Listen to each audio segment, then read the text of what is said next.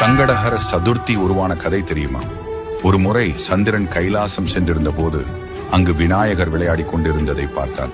விநாயகர் குதித்து குதித்து விளையாடுவதற்கு ஏற்ப அவருடைய தொந்தியும் குலுங்கி கொண்டிருந்தது. அதை பார்த்ததும் சந்திரனுக்கு சிரிப்பு வந்துவிட்டது. விநாயகரை பார்த்து கேலியாக சிரித்தார்.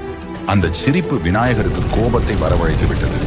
உடனே நீ தேய்ந்து மறைய கடவா என்று சந்திரனை சபித்து விட்டார். சந்திரன் மறைந்ததால் உலகம் இருளில் மூழ்கியது. தேவர்கள் விநாயகரை சரண் புகுந்தார்கள். தன் தவறுக்கு வருந்திய சந்திரனும் தன்னை மன்னிக்குமாறு வேண்டி தவம் புரிந்தார்.